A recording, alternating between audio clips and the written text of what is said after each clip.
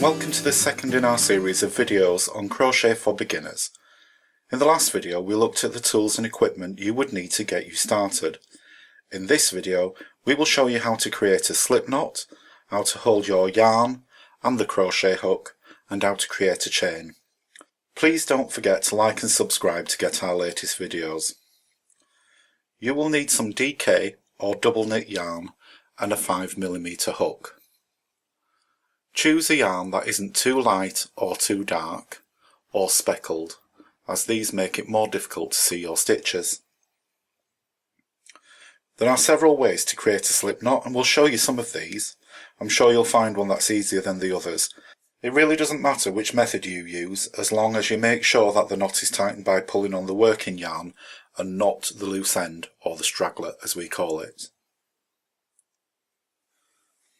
The first method is to put the end of the yarn over your open hand like so. Wrap the yarn over your finger but towards the back so it crosses over. Pull the front loop over the back loop and then pull the back loop up and tighten it. Then when you put it on your hook, you should be able to pull on the working yarn and it will tighten up. The second method is very similar, although you do it a different way around.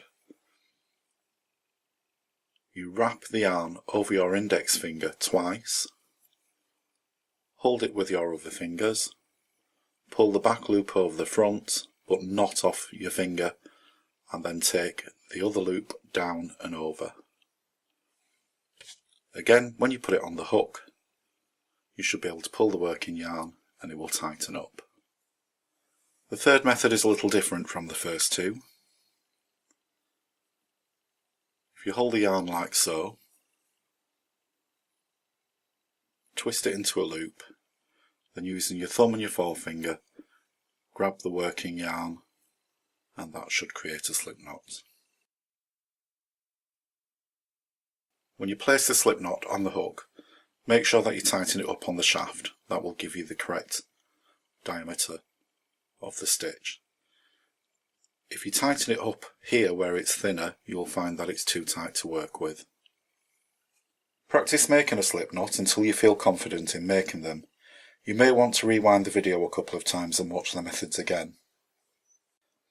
There are many different ways to hold the yarn and hook, and again, you may need to experiment to find out which way works the best for you. I'll show you the method that I use. Take the yarn, wrap it around your little finger and over your index finger. You then use your second finger and thumb to hold your work. I find this method helps to keep the tension in the yarn and helps me to get even stitches. Another method is to wrap the yarn through your little finger and then twist it over the back of your hand and secure it in place with your second finger and your thumb. Once again, you use your index finger to keep the tension on the yarn so you can work a stitch. There's several different ways to hold your crochet hook. I hold mine between my thumb and my forefinger and just rest the rest of my fingers on it, the way most people would hold a knife. When you're holding the hook, you need to hold it with the hook towards you because you're going to be twisting it up and down. Some people hold the hook like it's a pen, and that's quite alright too. However, it does make twisting the hook a little bit more difficult. I also find that this way of holding the hook can tend to make my wrist ache. Create a slip knot using any method that you choose and place the yarn on the hook.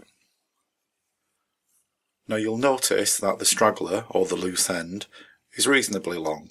And we keep it quite long because it makes it easier when weaving in later. Now hold the hook with the hook facing towards you. That way you can move it up or down. So to create our first stitch in the chain, we're going to turn the hook up, move it from front to back under the yarn and twist it down towards us. This is what we call yarn over. Pull the loop on the hook up a little bit and pull the yarn through the hole, and that's your first chain.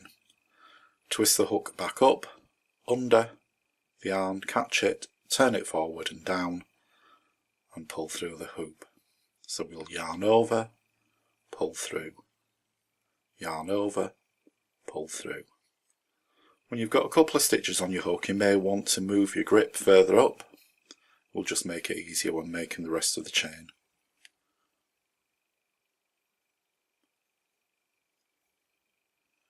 Each time you'll notice that I'm putting the stitch back up on the shaft.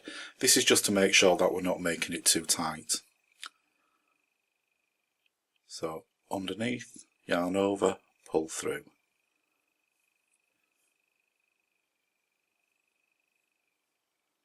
You'll notice that I'm holding the hook quite loosely in my hand, so I'm not gripping it tightly. This gives me the freedom to move the hook around. So keep making a chain as long as you like.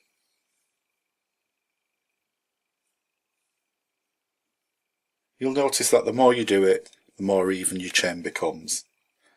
Don't be afraid to pull your work back and start all over again. The more you practice, the better you'll get at it.